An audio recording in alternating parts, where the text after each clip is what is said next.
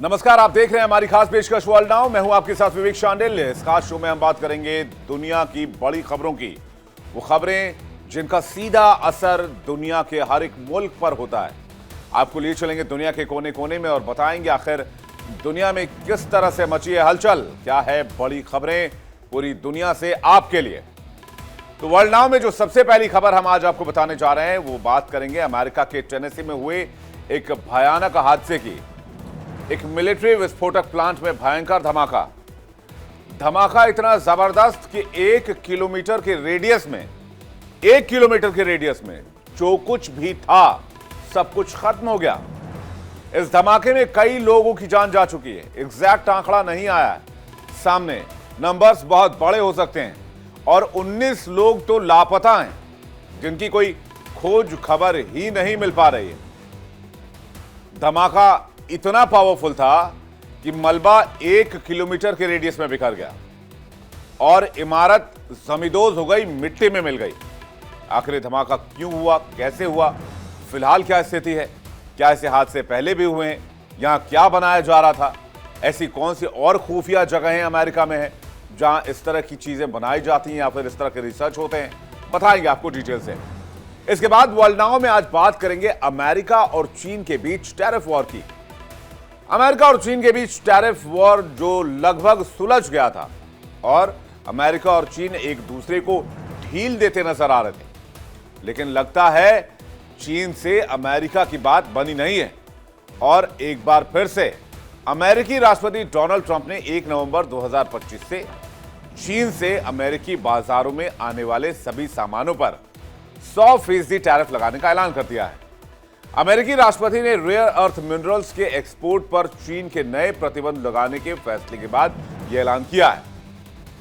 Rare earth minerals electronics से लेकर defence equipment तक उत्पादन के लिए बहुत जरूरी हैं। इनफैक्ट जब हम आपसे मुखातिब हो रहे हैं और हमारी आपसे बातचीत हो रही है, जब आप ये शो देख रहे हैं, इन तमाम सेटअप में रेयर अर्थ मिनरल्स और सेमीकंडक्टर्स बहुत जरूरी हैं। इनके बिना ये प्रोसेस कंप्लीट नहीं हो सकता, ये चीजें कंप्लीट नहीं हो सकती। अभी चीन के ज्यादातर प्रोडक्ट्स पर 30% का बेसलाइन टैरिफ लागू है और 100% टैरिफ लगाने की बात अमेरिका कर रहा है, वो भी इस 30% से अलग। तो अमेरिका में चीन के प्रोडक्ट्स काफी महंगे हो जाएंगे। इससे अमेरिका चीन के रिश्तों को एक बड़ा झटका लग सकता है और चीन की इकोनॉमी पर दबाव बढ़ सकता है। साथ ही साथ अमेरिका की इकोनॉमी पर, खासकर अमेरिका के लोगों पर दबाव बढ़ सकता है, क्योंकि ये टैरिफ का एक्स्ट्रा खर्च अमेरिकी लोगों को देना होगा। वहीं बात करेंगे पाकिस्तान और अफगानिस्तान के बीच के रिलेशन की। ये दोनों देश एक बार फिर से आमने सामने युद्ध की स्थिति में, तनाव अपने चरम पर पहुंच चुका है। हाल ही में पाकिस्तानी एयरफोर्स ने काबुल पर एयर स्ट्राइक कर दी थी, जिससे पूरे इलाके में तनाव की स्थिति बढ़ गई और मामला गंभीर हो गया। इस हमले के बाद तहरीके तालिबान ने भीषण जवाबी कार्रवाई की है और तालिबान ने इस हमले का विरोध किया है। तालिबान ने रिटेलिएट भी किया है और कहा जा रहा है कि दोनों देशों के बीच जबरदस्त दबाव है। इस बीच जो रक्षा मंत्री ख्वाजा आसिफ पाकिस्तान के, उन्होंने कहा है कि पाकिस्तान को once in for all Taliban का खात्मा कर देना चाहिए। पाकिस्तान में घुस के पाकिस्तान ने अब आतंकवाद नहीं सहने का फैसला किया है, ये वहां के रक्षा मंत्री कह रहे हैं। तो ये मामला बहुत ज्यादा बिगड़ चुका है, दोनों देशों के रिलेशन बहुत खराब हो चुके हैं और पाकिस्तान के लिए अच्छी खबर कहीं से भी नहीं है। इसके बारे में भी आपको डिटेल से बताएंगे। चलिए शुरुआत कर रहे हैं वर्ल्ड नाउ की और सबसे पहले सबसे बड़ी खबर के बारे में जानते हैं। अमेरिका के टेनेसी में एक ऐसा धमाका हुआ जैसे लगा कि कोई न्यूक्लियर बम फटा हो। शुरुआत में तो सभी घबरा गए कि आखिर यह धमाका कैसे हुआ, कहीं कोई आतंकी साजिश तो नहीं हुई अमेरिका में, कहीं कोई मिसाइल तो आकर नहीं गिरा अमेरिका में। लेकिन बाद में पता चला कि अमेरिका के टेनेसी में एक म्यूनिशन फैक्ट्री में हुए भीषण धमाके ने पूरे इलाके को दहला दिया था। इस हादसे में अब भी 19 लोग लापता हैं और सैकड़ों की संख्या में लोगों के मारे जाने की आशंका जताई जा रही है। धमाका इतना जोरदार था कि एक्यूरेट एनर्जेटिक सिस्टम नाम की कंपनी की पूरी इमारत ही जमींदोज हो गई। इमारत का एक तिनका तक नहीं दिख रहा था और मलबे से सिर्फ आग और धुआं उठता हुआ दिख रहा था। एक्यूरेट एनर्जी सिस्टम एक अमेरिकी कंपनी है जो डिफेंस और कमर्शियल मार्केट के लिए एक्सप्लोजिव और दूसरे एनर्जेटिक उत्पादों का डेवलपमेंट, निर्माण और भंडारण करती है। अब आइए हम आपको तस्वीर दिखाते हैं। इस तस्वीर को हम आपको साफ साफ नहीं दिखा सकते क्योंकि इसमें नुकसान इतना है, तबाही इतनी है, लोगों की जगह जगह लोगों के अंग बिखरे पड़े हैं और इस वजह से यहां पर बहुत भयंकर तबाही हुई। ये देखिए, ये सैटेलाइट इमेज ली गई है। आप देख सकते हैं कि कितना बड़ा इलाका जल के खाक हो चुका है, पूरी तरीके से राख में तब्दील हो गया है। और ये जो एरिया है, ये एरिया जो आप मैप का देख रहे हैं, वो एरिया है जहां पर ये धमाका हुआ था। 1 किलोमीटर के रेडियस में मलबा बिक रहा है। आप समझते हैं 1 किलोमीटर का रेडियस कितना बड़ा हो सकता है? यानी आप जहां खड़े हैं उससे 1 किलोमीटर और उसका 1 किलोमीटर का रेडियस आप पूरा पकड़ लीजिए, उस रेडियस में मलबा बिक रहा। आप सोचिए कितनी इंटेंसिटी वाला यह धमाका रहा होगा। ये तस्वीरें अमेरिका की टेनेसी की आप देख रहे हैं, जहां एक्यूरेट एनर्जेटिक सिस्टम नाम की एक हथियार और विस्फोटक बनाने वाली फैक्ट्री में भीषण धमाका हुआ। धमाका इतना जबरदस्त था कि इमारत का एक तिनका तक नहीं बचा। आसपास के इलाकों में इसकी भयानक गूंज सुनाई दी। इस धमाके की आवाज से लोग दहशत में आ गए, चारों तरफ अफरा तफरी मच गई। अधिकारियों को आशंका है कि इसमें कई लोग मारे गए हैं, 2 दर्जन से ज्यादा लोग लापता हैं। सर्च और रेस्क्यू ऑपरेशन चलाया जा रहा है। एक्यूरेट एनर्जेटिक सिस्टम नाम की अमेरिकी कंपनी सेना के लिए म्यूनिशन और विस्फोटक बनाती है। हादसे के समय फैक्ट्री में दर्जनों कर्मचारी मौजूद थे, लेकिन धमाके की तीव्रता के बाद यह अनुमान लगाया जा रहा है, यह आशंका जताई जा रही है कि यहां से कोई जिंदा नहीं बच के निकल पाया होगा। हादसे की वजह भी साफ नहीं हो पाई है। जांच शुरू कर दी गई है और शुरुआती जांच में तकनीकी खामी या केमिकल रिएक्शन की बात सामने आ रही है। आसपास के इलाके को फौरन एहतियातन खाली करा लिया गया और जांच एजेंसियां हादसे के कारणों का पता लगाने में जुटी हुई हैं। एक्यूरेट एनर्जेटिक सिस्टम एक बड़ी कंपनी है जो army grade, aerospace, demolition sector के लिए विस्फोटक बनाने का काम करती है और इसे स्टोर भी करती है। कंपनी का मुख्यालय 1300 एकड़ में फैला हुआ है, जिसमें 8 प्रोडक्शन बिल्डिंग्स और एक क्वालिटी लैब शामिल है। यह फैक्ट्री ग्रामीण इलाके में लोगों को औसत से ज्यादा वेतन पर रोजगार देती थी, जहां पर कम से कम वेतन $7.25 प्रति घंटा है। अब आपको बताते हैं अमेरिका में इस तरह के हादसे कब कब हुए हैं, कब कब प्रॉब्लम सामने आई है। सबसे पहले अमेरिका की में अगर हम रिवर्स से शुरू करें तो इसी साल जुलाई 2025 में नेब्रास्का में बायोफ्यूल प्लांट में बहुत जोरदार धमाका हुआ। धमाके के बाद बायोफ्यूल प्लांट में आग लग गई और प्लांट का ऊपरी हिस्सा पूरी तरीके से तबाह हो गया। धमाके में 3 लोगों की जान गई। 11 जून 2025 ओहायो में विस्फोटक कारखाने में रिसाव हुआ और नाइट्रोजन ऑक्साइड और नाइट्रिक एसिड के रिसाव के साथ यहां धमाका हो गया और यह धमाका इतना जबरदस्त था कि आसपास के इलाके में अफरा तफरी मच गई। 4000 स्क्वायर माइल के इलाके में सभी उड़ानों को रद्द करना पड़ा। जुलाई 2025 लॉस एंजल्स कैलिफोर्निया प्रशिक्षण सुविधा में विस्फोट हो गया, यहां 3 लोग मारे गए। इसके बाद जनवरी में 2003 में वेस्ट फार्मास्यूटिकल सर्विसेज प्लांट में विस्फोट हुआ। रबर और मेडिकल उत्पाद का निर्माण यहां पर किया जा रहा था। इस धमाके में 6 लोगों की जान चली गई। इस विस्फोट में 38 लोग घायल हुए थे।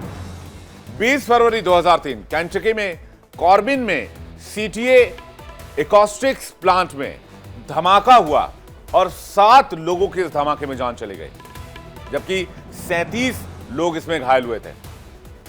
29 अक्टूबर 2003 हंटिंगटन इंडियाना हेस लेमर्स प्लांट में धमाका हुआ। इस धमाके में एक व्यक्ति की मौत हुई, 2 लोग घायल हुए। अप्रैल 2014 में बक्सनॉट टेनेसी रियो गोला बारूद प्लांट में धमाका हुआ, 1 व्यक्ति की मौत हुई और 3 लोग घायल हो गए। यानी अमेरिका में इस तरह के हादसे सामने आते रहे, लेकिन खतरा कहां है? यह खबर दिखाने का मकसद क्या है?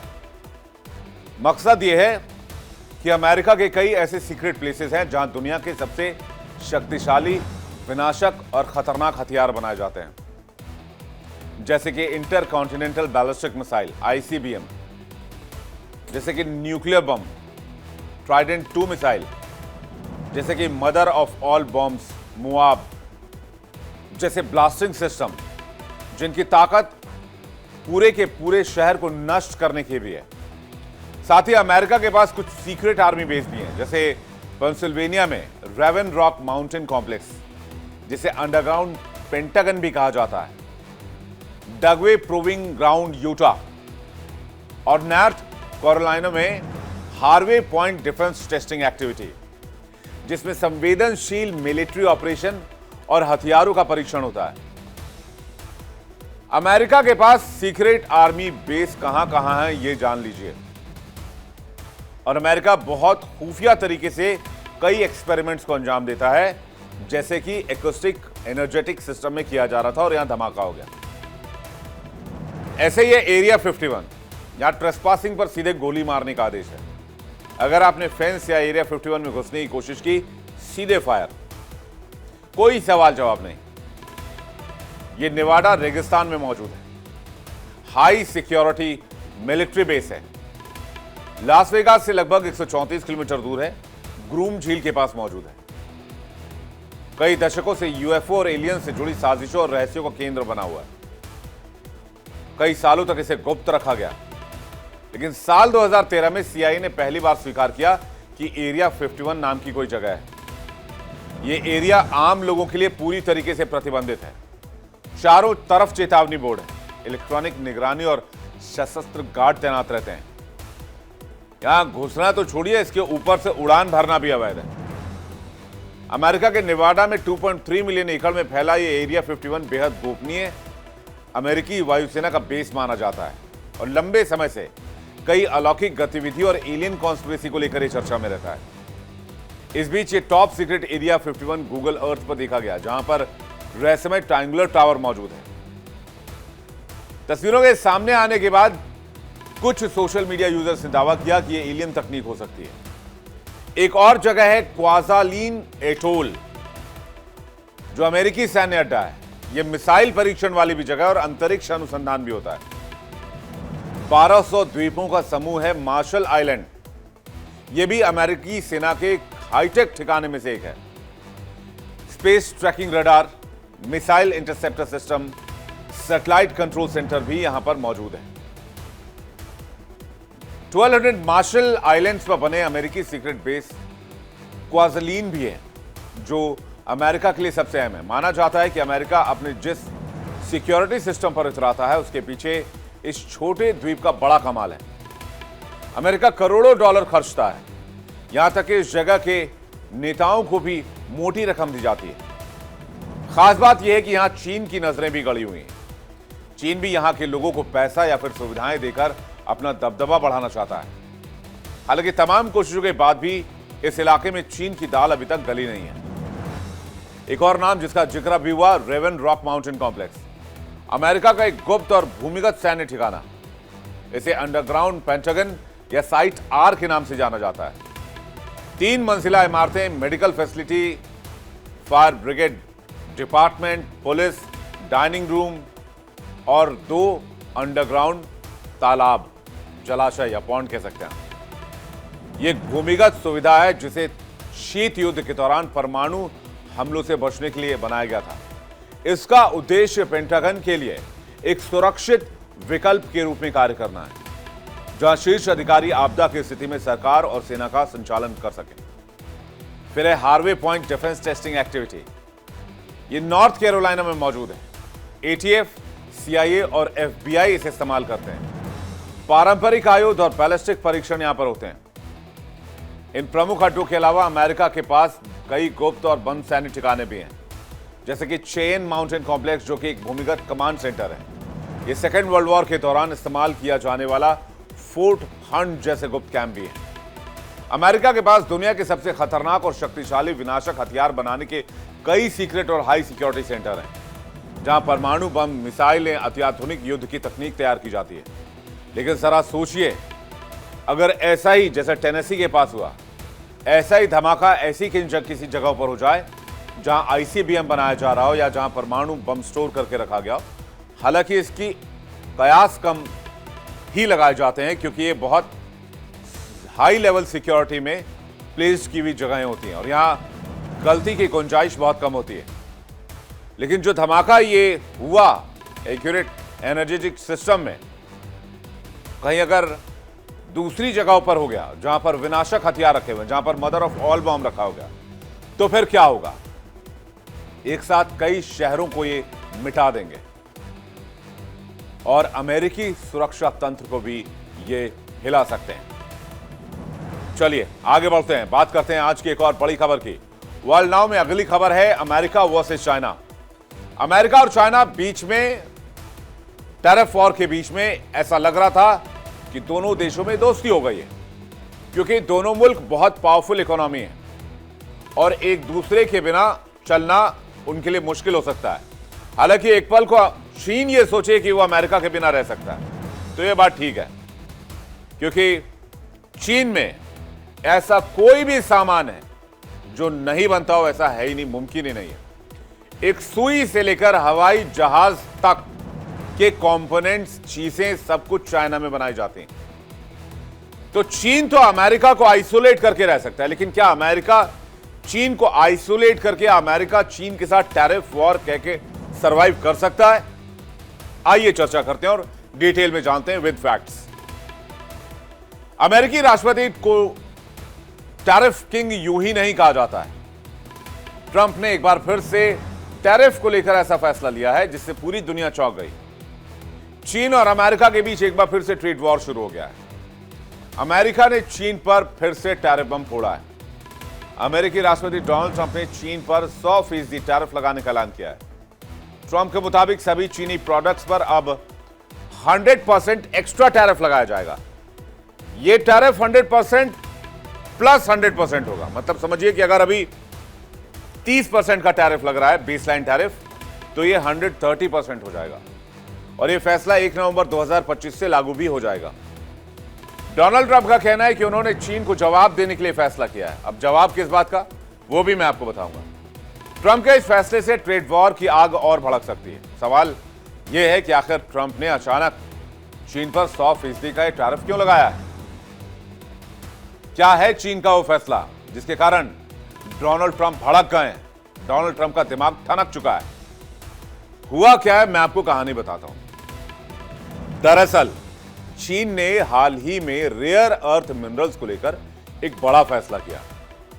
यह फैसला यह था कि रेयर अर्थ मिनरल्स के एक्सपोर्ट पर नए सैंक्शंस लगाए जाएंगे। चीन रेयर अर्थ मिनरल्स का राजा है क्योंकि रिफाइनिंग में रेयर अर्थ मिनरल्स को रिफाइन करके एक्सट्रैक्ट करने में जितना जबरदस्त और बड़ा इंफ्रास्ट्रक्चर चीन के पास है उतना दुनिया में किसी के पास नहीं है, इवन अमेरिका के पास भी नहीं। चीन ने कहा कि वो इन खनिजों के एक्सपोर्ट पर सख्त नियंत्रण लगाएगा ताकि पर्यावरण की रक्षा हो और राष्ट्रीय सुरक्षा मजबूत बने। मगर अमेरिका इसे अपने ऊपर व्यापारिक हमला मान रहा है। इतना ही नहीं, चीन ने भारत से भी कहा कि वो इस बात को लेकर उसे आश्वस्त करे कि चीन से मिले रेयर अर्थ मिनरल्स वो यूएस को एक्सपोर्ट नहीं करेगा। अब चीन के इस फैसले से डोनाल्ड ट्रंप भड़क गए, हफ्ते से उखड़ गए, खफा हो गए और ट्रंप ने कहा कि चीन धोखेबाज है। ट्रंप ने अपने सोशल मीडिया प्लेटफॉर्म ट्रूथ पर पोस्ट किया कि अमेरिका अब चीनी सामानों पर 100% का एक्स्ट्रा टैरिफ लगाने जा रहा है। चीन पर पहले से ही 30% का बेसलाइन टैरिफ है। इस तरह से चीनी प्रोडक्ट पर अब कुल अमेरिकी टैरिफ हो गया है 130%। इसका असर होगा, इससे चीनी सामान अमेरिका में बहुत महंगे हो जाएंगे।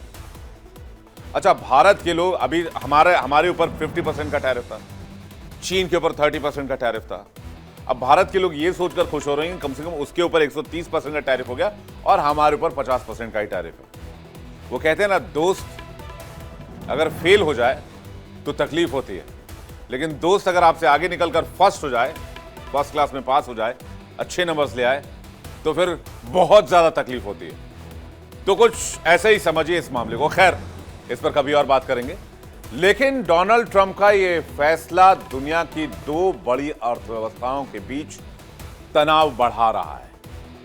चीन के रेयर अर्थ वाले फैसले से ही खफा होकर डोनाल्ड ट्रंप ने शी जिनपिंग से मिलने का फैसला भी टाल दिया, ठंडे बस्ते में डाल दिया। उन्होंने कहा कि अभी डोनाल्ड ट्रंप ने कहा कि भाई अभी मुलाकात करनी ही नहीं है शी जिनपिंग से। डोनाल्ड ट्रंप ने कहा कि अब चीन के राष्ट्रपति शी जिनपिंग से मिलने का कोई मतलब नहीं है। डोनाल्ड ट्रंप इसी महीने के अंत में साउथ कोरिया में होने वाले एशिया प्रशांत आर्थिक सहयोग APEC शिखर सम्मेलन में चीनी राष्ट्रपति शी जिनपिंग से मिलने का प्लान कर रहे थे, लेकिन अब डोनाल्ड ट्रंप नाराज हैं, वो नहीं मिलेंगे। उन्होंने कहा मुझे 2 हफ्ते के बाद दक्षिण कोरिया में APEC शिखर सम्मेलन में राष्ट्रपति शी जिनपिंग से मिलना था, लेकिन अब ऐसा करने का कोई कारण ही नहीं नजर आता है। अब सवाल यह है कि चीन क्यों ऐसा कर रहा है। चीन अमेरिका की मनमानी मानने को तैयार नहीं है। चीन रेयर अर्थ मिनरल को पूरी तरीके से कंट्रोल किया हुआ है, पकड़ा हुआ है, और जिस तरह से ट्रंप टैरिफ बम फोड़ रहे हैं उससे भी चीन नाराज है। अमेरिका के साथ चल रहे तनाव से चीन तंग आ चुका है। अमेरिका ने चीनी टेक कंपनियां जैसे कि हुआवे पर सैंक्शंस लगाए, प्रतिबंध लगाए। अमेरिका के खिलाफ ट्रेड वॉर में चीन का मानना है कि रेयर अर्थ उसका ट्रम्प कार्ड है। वो इसे हथियार की तरह इस्तेमाल कर अमेरिका को सबक सिखाना चाहता है, ठीक वैसे ही जैसे अमेरिका ने टैरिफ का इस्तेमाल करते हुए दुनिया के अलग अलग देशों से टैरिफ वॉर मोल लिया है। लेकिन अब अमेरिका, ऑस्ट्रेलिया, कनाडा और अफ्रीका से रेयर अर्थ के सोर्स ढूंढ रहा है, इंक्लूडिंग पाकिस्तान से। पाकिस्तान वालों का तो दावा यह भी है कि उन्होंने रेयर अर्थ मटेरियल की पहली खेप अमेरिका को भिजवा भी दी है। तो चीन सैंक्शंस लगा रहा है, लेकिन चीन का लाडला पाकिस्तान रेयर अर्थ निकाल के बलूचिस्तान से अपने अब्बूजान डोनाल्ड ट्रंप को भेज रहा है। तो ये दोस्ती भी बहुत ज्यादा दिन चलने वाली नहीं है चीन और पाकिस्तान की, ऐसा लग रहा है। खैर, सबसे पहले आपको ये बताते हैं कि रेयर अर्थ मिनरल क्या चीज है, क्या बला है, जिसमें दुनिया के 2 बड़े इकोनॉमी चीन और अमेरिका आमने सामने है। 17 विशेष रासायनिक तत्वों का एक समूह होता है जो अर्थ क्रस्ट में कम पाए जाते हैं, टेक्नोलॉजी और रक्षा उद्योग के लिए बेहद अहम है, जैसे कि लैंथेनम है, न्यूडीमियम है और यूरोपियम है। इन्हें दुर्लभ कहा जाता है। इसे अर्थ क्रस्ट से निकालना बहुत मुश्किल और महंगा है। इसको रिफाइन करना, यूज में लेना उससे डबल महंगा है। रेयर अर्थ 2 तरह के होते हैं, लाइट रेयर अर्थ और हेवी रेयर अर्थ। दुनिया में रेयर अर्थ मिनरल्स का सबसे बड़ा भंडार चीन के पास है और सबसे बड़ा इंफ्रास्ट्रक्चर इसे रिफाइन करके, प्रोसेस करके यूज में लाने वाला भी चीन के पास है। और इसलिए चीन ने अब इस टेक्नोलॉजी को और इस मटेरियल को अपना हथियार बना लिया है। दुनिया का 80% से ज्यादा रेयर अर्थ मटेरियल चीन से आता है और इसलिए इस क्षेत्र में चीन का दबदबा बढ़ता जा रहा है और इसका असर पूरी दुनिया पर है। अब कुछ लोग हैरान होंगे कि अगर ये रेयर अर्थ मेटल्स ना हो तो क्या होगा। होगा ये कि आपके स्मार्ट टीवी बनेंगे नहीं, आपका स्मार्टफोन बनेगा नहीं, आपके कंप्यूटर्स बनेंगे नहीं, आपकी गाड़ियां, आपकी कार, जो भी चीज डिजिटल एरा में आपके पास है सब बननी बंद हो जाएगी। स्मार्टफोन से लेकर आपके कंप्यूटर, तमाम इलेक्ट्रॉनिक सामान, सेमीकंडक्टर्स से चलने वाली तमाम चीजें, घर में बिजली से चलने वाली चीजें, लाइट, बल्ब, विमान के इंजन, कार, इलाज के उपकरण, तेल की रिफाइनिंग मशीन, कोई भी आप आज की तारीख में पावर से या बैटरी से चलने वाली चीज ले लीजिए या ऑयल से चलने वाली चीज ले लीजिए, बगैर सेमीकंडक्टर के या रेयर अर्थ मटेरियल के इनको बनाना नामुमकिन है। और यहां तक कि युद्ध में इस्तेमाल होने वाली मिसाइल, रडार सिस्टम, जीपीएस कुछ भी नहीं बन पाएगा। और ये सब कुछ डिपेंड करता है रेयर अर्थ मिनरल्स पे, मटेरियल्स पे, और इस पर जो कंट्रोल करेगा वही रूल करेगा। इसे आप मॉडर्न एरा का ऑयल कह सकते हैं। अभी 20 साल पीछे आप चले जाइए, तो तब यह थियरी दी जाती थी कि ऑयल जिसके कंट्रोल में है, दुनिया उसके कंट्रोल में है। ठीक बात है, लेकिन आज की तारीख में थ्योरी यह दी जा रही है कि जिसके हाथ में रेयर अर्थ मिनरल का कंट्रोल है, दुनिया उसके हाथ में है। और इसलिए रेयर अर्थ मिनरल को कंट्रोल करने के लिए महाशक्तियों के बीच होड़ लगी हुई है। दुनिया के देशों के बीच इस बात पर बहस हो रही है कि इनकी आपूर्ति को कौन कंट्रोल करेगा।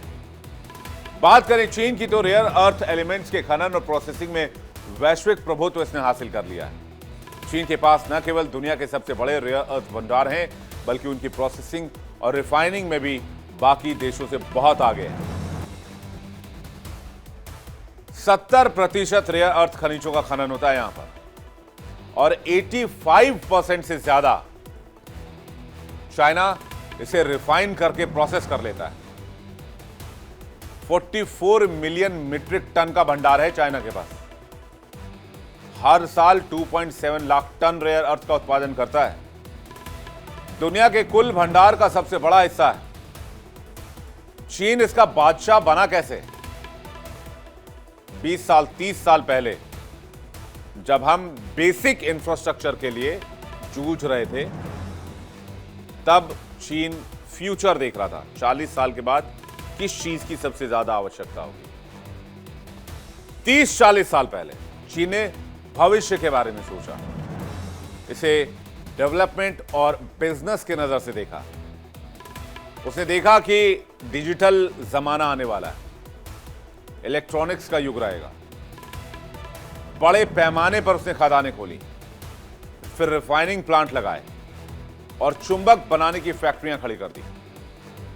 नतीजा यह हुआ कि आज दुनिया का 90% रेयर अर्थ रिफाइनिंग चीन में होता है और 70% खदानें भी वहीं हैं।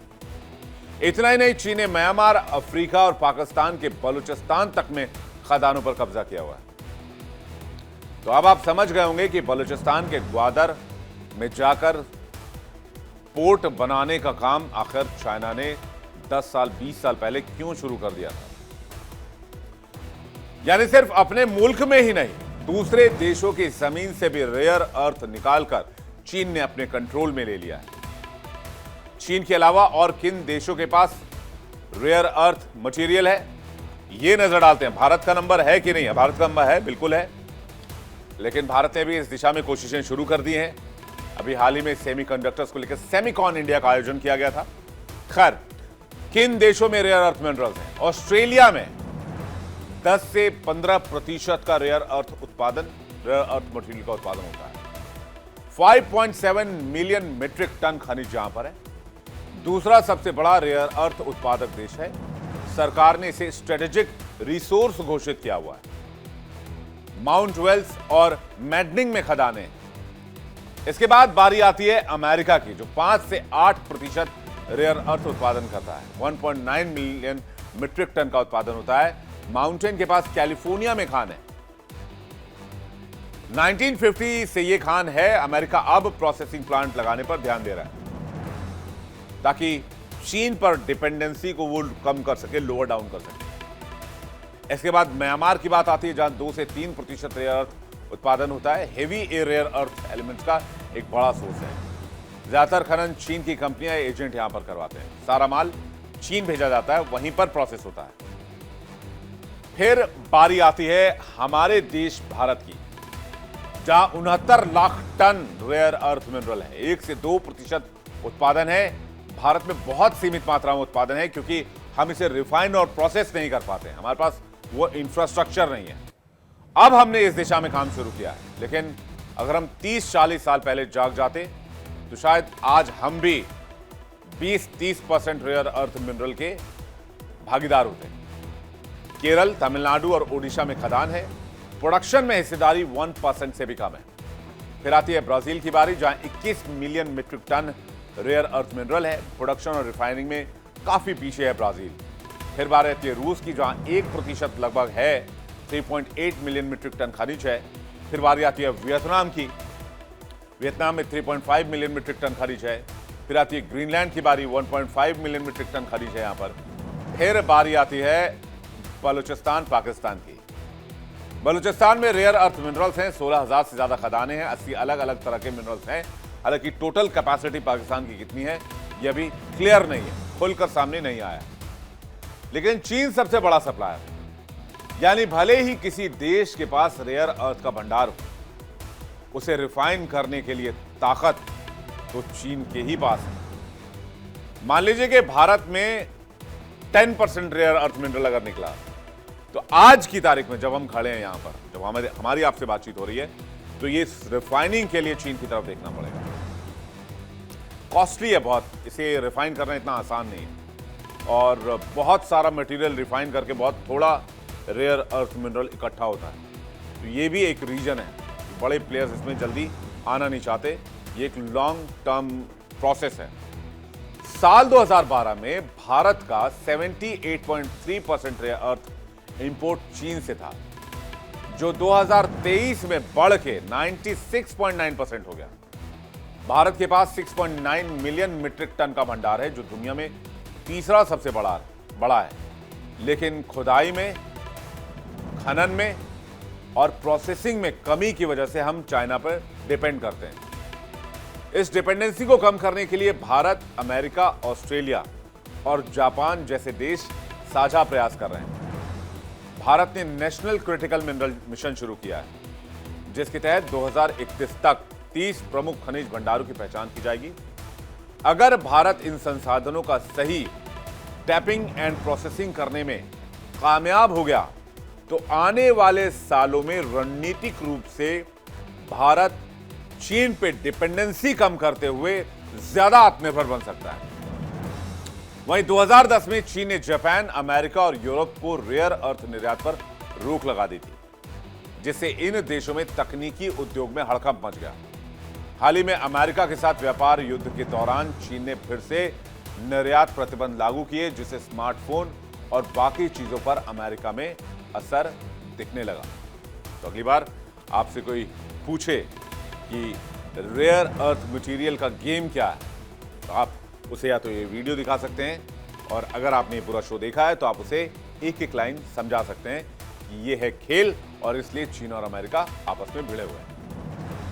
दुनिया की दो बड़ी अर्थव्यवस्थाएं आमने सामने आ जाएं तो सिर्फ व्यापार ही नहीं, पूरी दुनिया की अर्थव्यवस्था हिल जाती है। और कुछ ऐसा ही हुआ है अब अमेरिका के चीन पर लगाए टैरिफ से। हालांकि चीन और अमेरिका के बीच व्यापार की बात करें तो यूएस चीन के बीच का ट्रेड देख लीजिए, $582 बिलियन का ट्रेड है। $582 बिलियन।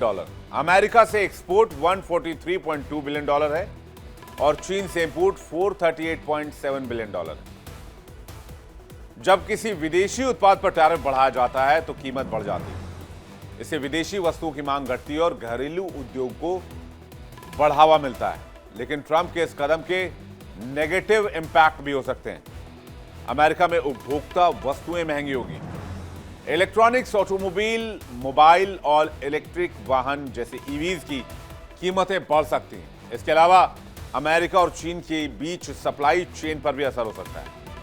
साथ ही ये कदम चीन की टेक कंपनियों, इलेक्ट्रिक वाहन निर्माताओं और रक्षा उद्योग पर बड़ा असर डाल सकती है। पहले भी अमेरिका चीन के बीच हुए व्यापारिक विवादों से महंगाई में बढ़ोतरी देखी गई थी। अब आपको बताते हैं कि अमेरिका और चीन एक दूसरे से आखिर क्या खरीदते हैं। इन दोनों देशों के बीच किन किन चीजों को लेकर व्यापार होता है, आइए नजर डालते हैं। जल्दी से स्क्रीन पर लेकर आइए। एयरक्राफ्ट और पार्ट्स जैसे बोइंग एयरक्राफ्ट, एविएशन पार्ट्स।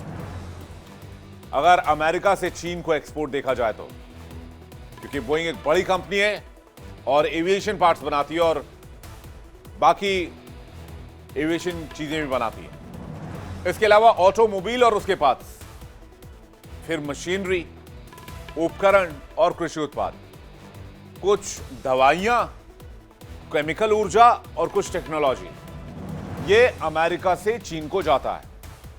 अब इसको घुमाइए और देखिए कि चीन से अमेरिका को क्या जाता है। चीन से अमेरिका को जाता है स्मार्टफोन, कंप्यूटर, टेलीविजन, सेमीकंडक्टर के लिए चीन पर सबसे ज्यादा डिपेंडेंसी। अमेरिका की दिग्गज टेक कंपनियां एप्पल, डेल जैसी कंपनी सेमीकंडक्टर के लिए डिपेंड करती हैं चीन पर और इनकी मैन्युफैक्चरिंग चीन में होती है। इसके अलावा मशीनरी और उपकरण, औद्योगिक मशीनें, निर्माण उपकरण और मोटर्स भेजे जाते हैं। फिर टेक्सटाइल, फैशन इंडस्ट्री में चाइना में मैन्युफैक्चरिंग में एक बड़ा चंक है जो अमेरिका जाता है, जिसमें कपड़े हैं, रेडीमेड जूते हैं, बहुत सारी चीजें हैं। फिर खिलौनों की बारी आती है, बच्चों के खिलौने, गेमिंग पीसी, खेल उपकरण, सब कुछ चीन से जाता है। फिर बारी आती है रेयर अर्थ मिनरल्स की। अमेरिका की हाईटेक और डिफेंस इंडस्ट्री के लिए जरूरी है ईवी और बैटरी का सामान। 21वीं सदी के अर्थव्यवस्था में ताकत हमेशा मिसाइलों या माइक्रोचिप्स के रूप में नहीं मिलती। कभी कभी ये सोयाबीन की तरह भी दिखती है। एक रणनीतिक प्रतिद्वंदी के हाथों में एक साधारण फसल भी कूटनीतिक हथियार बन सकती है। चीन भी यही काम कर रहा है। उसने रेयर अर्थ पर पाबंदी लगाने के बाद हजारों टन सोयाबीन उगाने वाले अमेरिका के जहाजों को अपनी ओर आने से पहले ही रोक दिया है। दरअसल चीन ने इस साल अचानक अमेरिका से सोयाबीन खरीदना बंद कर दिया। इससे अमेरिकी किसान खौफ में आ गए। अमेरिकी राष्ट्रपति डोनाल्ड ट्रंप को अपना सब कुछ मानने वाले किसान चीन के इस कदम से सड़क पर आ सकते हैं और पूरे अमेरिका में एक नए तरह का अनरेस्ट पैदा हो सकता है। सोयाबीन अमेरिका का नंबर 1 फूड आइटम है। यह अमेरिका में $60 बिलियन की इंडस्ट्री है, जो ग्रामीण अर्थव्यवस्था के बड़े हिस्से का आधार है। इस साल अमेरिका में रिकॉर्ड फसलें हुई और इसे बेचने के लिए कोई जगह नहीं है। भारत से पहले ही ट्रेड वॉर चल रही है। भारत की चीजों पर ऑलरेडी उन्होंने टैरिफ लगाया हुआ है। चीन दुनिया के कारोबार वाले सोयाबीन का लगभग 61% खरीदता है, लेकिन अब खरीदने से इनकार कर चुका है।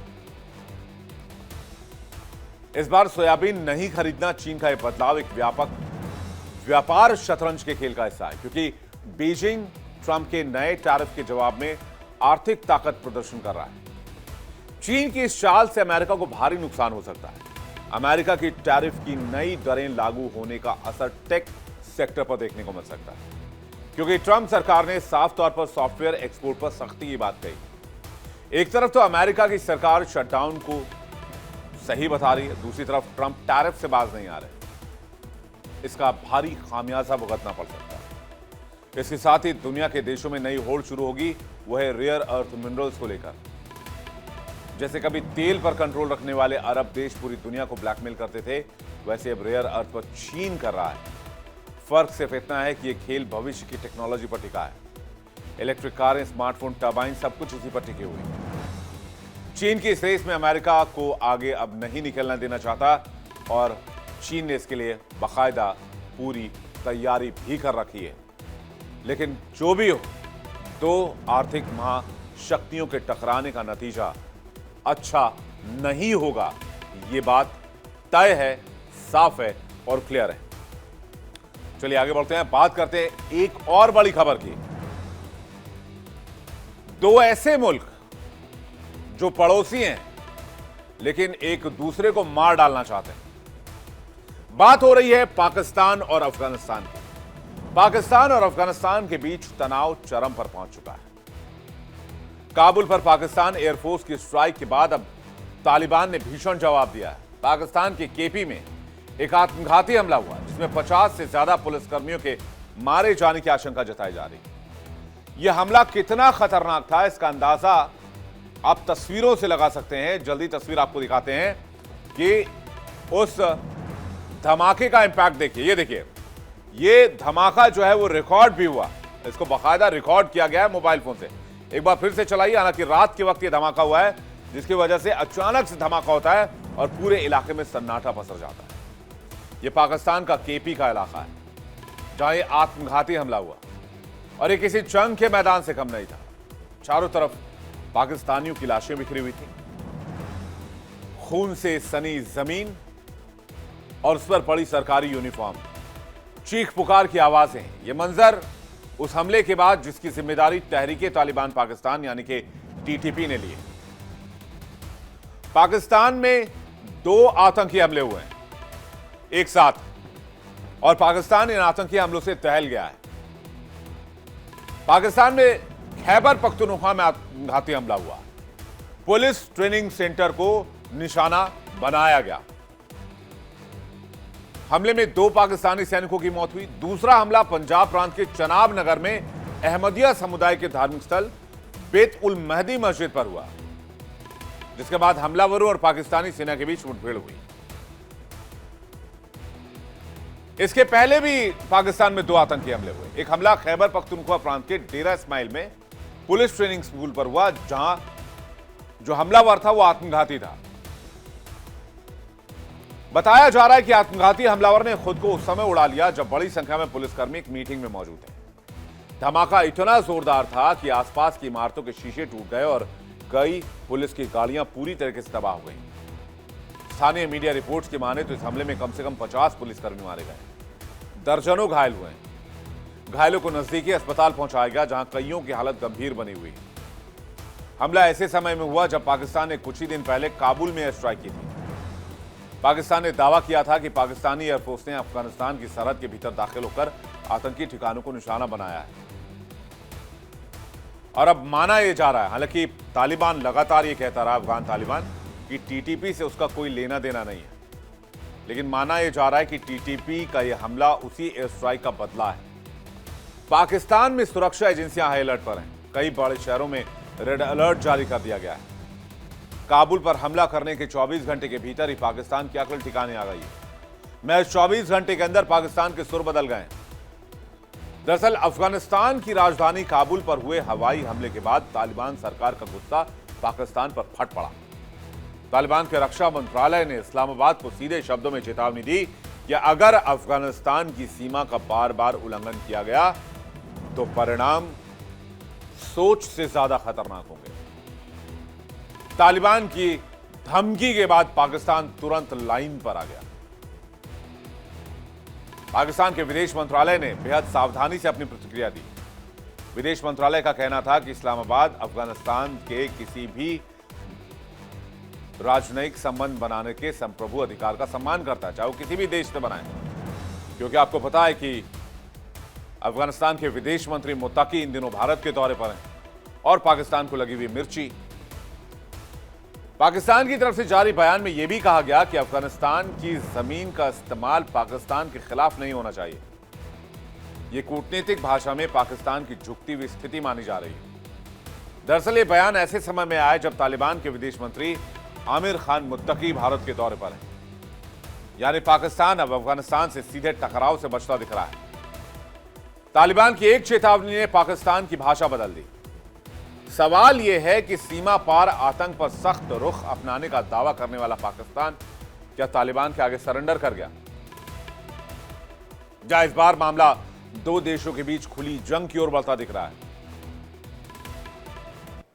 सवाल यह भी है कि क्या यह सिर्फ एक जवाबी हमला था या एक लंबी लड़ाई की शुरुआत हो चुकी है अफगानिस्तान और पाकिस्तान के बीच में? क्योंकि एक बात तो साफ है, अफगानिस्तान का एक भी नागरिक पाकिस्तान को पसंद नहीं करता है। एक वक्त था जब अफगानिस्तान और पाकिस्तान एक दूसरे के बेहद करीब माने जाते थे, लेकिन धीरे धीरे इन दोनों देशों के रिश्तों में जहर घुल गया। वो कहते हैं ना कि मतलब के रिश्ते ज्यादा दिन टिकते नहीं हैं, और अफगानियों ने भी कुछ ऐसा ही किया। पाकिस्तानियों को पहचानने में उन्होंने देर नहीं लगाई, और जैसे जैसे पाकिस्तानियों की हकीकत अफगानियों को पता चली, दोनों देशों के बीच दूरियां बढ़ती चली गई। हालात तो इतने बिगड़ चुके हैं कि दोनों देशों के बीच जंग की नौबत है। अफगानिस्तान और पाकिस्तान के रिश्ते कभी बहुत बेहतर हुआ करते थे। अफगानिस्तान में अमेरिका की मौजूदगी के दौरान पाकिस्तान को एक अहम सहयोगी माना जाता था, लेकिन अब इन दोनों देशों के रिश्तों में जहर है। हालात इतने बिगड़ चुके हैं कि दोनों एक दूसरे को मिटा देना चाहते हैं। लेकिन जब से तालिबान ने अफगानिस्तान की सत्ता संभाली है, तब से दोनों देशों के रिश्तों में दरार आनी शुरू हो गई। एक वक्त तो ऐसा था जब ऐसा लगा कि अमेरिका के निकलने के बाद कि अब तालिबान, अफगान और पाकिस्तान दोनों एक मुल्क की तरह और दोनों भाई भाई की तरह चलेंगे। और जैसे ही अमेरिका इस इलाके से निकला तो पाकिस्तान ने ऐलान भी किया था कि वो तालिबान अफगान को एक छोटे भाई की तरह मदद करेगा, वो छोटे भाई की तरह देखता है। बिरादर वाली बात। लेकिन पाकिस्तान अफगानिस्तान की दुश्मनी अमेरिका के एग्जिट करने के बाद से ही शुरू हुई। हुआ यूं कि 1893 में डूरन लाइन खींची गई और अफगानिस्तान ने इस डूरन लाइन को कभी कानूनी रूप से स्वीकार किया ही नहीं। सीमा पार पश्तून इलाकों पर विवाद है। तालिबान की सरकार आने के बाद पाकिस्तान को उम्मीद थी कि अफगानिस्तान उसके हितों का ध्यान रखेगा और डूरन लाइन को रेस्पेक्ट देगा, लेकिन तालिबान ने क्लियर कर दिया कि इलाका हमारा है। सीमा विवाद, आतंकी हमले और आरोप प्रत्यारोप ने दोनों देशों के रिलेशन को इस कदर खराब कर दिया कि दोनों देश अब युद्ध की तरफ बढ़ते दिख रहे हैं। तालिबान अब पाकिस्तान की बात नहीं मानता, वो खुद को स्वतंत्र सत्ता के तौर पर पेश कर रहा है। पाकिस्तान चाहता है कि तालिबान उसके कंट्रोल में रहे। पाकिस्तान बोले कि उठो तो उठ जाए, उसको बोले बैठो तो वो बैठ जाए।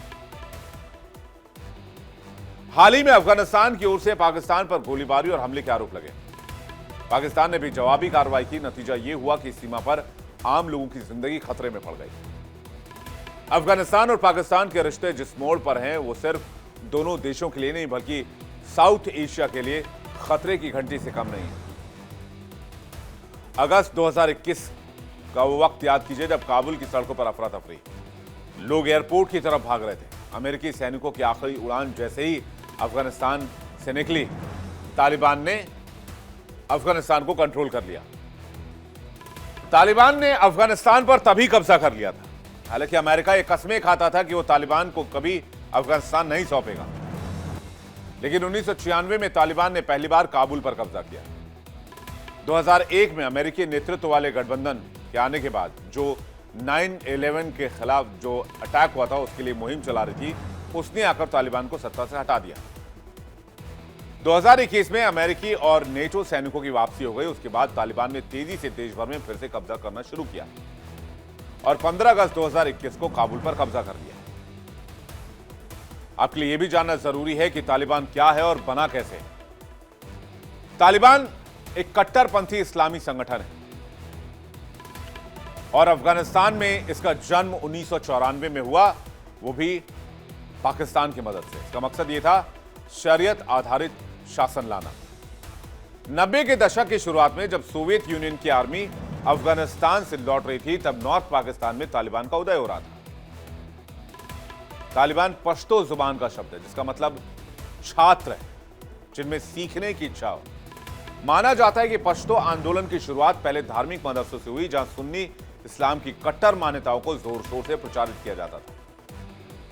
पहले तालिबानी नेता मुल्ला मोहम्मद ने 50 लड़कों के साथ इस संगठन की शुरुआत की, जो देखते ही देखते कट्टरपंथियों का एक बड़ा कारवां बन गया और धीरे धीरे तालिबानी लड़ाके अफगानिस्तान के कबीलाई इलाके में फैल गए। सोवियत और अफगान वॉर और तालिबान की वापसी कैसे हुई? 1979-89 के दरमियान अफगान सोवियत युद्ध जमीन पर उतरा और 1994 में तालिबान का उदय हुआ। 1996 में तालिबान ने काबुल पर कब्जा कर लिया। 2001 में अमेरिकी अफगानिस्तान में आए और 2021 में वो वापस निकल गए। फिर तालिबान की वापसी हो गई। सोवियत आर्मी की वापसी के साथ तालिबान बेहद मजबूत बनकर उभरा। पहले कांधार फिर काबुल पर कब्जे के साथ ही तालिबान ने अफगानिस्तान में तख्ता पलट कर दिया। साल 1998 में मुजाहिदीन नेता बुरहानुद्दीन रब्बानी को हटाकर तालिबान सत्ता में आए। शुरुआत में तो अफगानिस्तान की आवाम ने इन्हें हाथों हाथ लिया, लेकिन कुछ ही समय बाद तालिबान की कट्टर नीतियों और फरमानों से लोग तंग आने लगे। सरेआम मौत की सजा, पंचायत लगाकर कोड़े मारना, टीवी और म्यूजिक पर रोक, महिलाओं को बुर्का पहनाना, पुरुषों को लंबी दाढ़ी रखना, 10 साल से बड़ी लड़कियों को स्कूल जाने से रोकना, ये ऐसी चीजें थी जिसने अफगानिस्तानी आवाम की जिंदगी नरक बना दी। दुनिया की नजर में तालिबान तब पहली बार सामने आया जब साल 2001 में अमेरिका के वर्ल्ड ट्रेड सेंटर पर हमला हुआ। तालिबान ने इस हमले के मास्टरमाइंड ओसामा बिन लादेन और उसके लड़ाकों को पनाह दी, जिससे अमेरिका बौखला गया और यहीं से तालिबान और अमेरिका के संघर्ष की कहानी शुरू हुई। हालांकि 20 साल बाद अमेरिकी फौज के हटते ही तालिबान एक बार फिर उसी ताकत के साथ उठ खड़ा हुआ।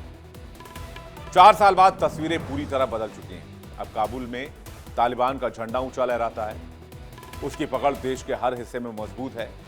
हैरानी की बात यह है कि अब कुछ देश जो पहले तालिबान के विरोध में थे, अब उनसे रिलेशंस मजबूत कर रहे हैं। रूस आधिकारिक तौर पर तालिबान को मान्यता देने वाला पहला देश बन गया है। शुरुआती दिनों में तालिबान पर महिलाओं की आजादी छीनने और मानवाधिकार उल्लंघन के आरोप लगे, लेकिन अंतर्राष्ट्रीय समुदाय ने उसे अलग थलग भी कर दिया। रूस ने जुलाई में तालिबान सरकार को औपचारिक मान्यता दी। ये कदम न सिर्फ कूटनीतिक तौर पर अहम मानी गई, बल्कि ये भी दर्शाती है कि तालिबान अब अंतर्राष्ट्रीय मंच पर वैधता हासिल करने की कोशिश में कामयाब होता दिख रहा है। यानी हालात बदल रहे हैं। जर्मनी, चीन और कुछ और अरब देश तालिबान से बैक चैनल बातचीत कर रहे हैं। हालांकि पश्चिमी देश अभी भी इस मामले में सावधानी बरत रहे हैं। अमेरिका और यूरोपीय संघ ने अब तक औपचारिक मान्यता नहीं दी, लेकिन संवाद के दरवाजे भी बंद नहीं किए। रूस की मान्यता के बाद अब दुनिया की नजर बाकी देशों पर है। क्या तालिबान को धीरे धीरे अंतर्राष्ट्रीय वैधता मिल जाएगी? और क्या अफगानिस्तान और पाकिस्तान में इतनी तलखी बढ़ जाएगी कि जंग का एक और मोर्चा खुल जाएगा? इन तमाम सवालों का जवाब भविष्य के गर्भ में छुपा हुआ है, जो जल्द ही सामने आएंगे।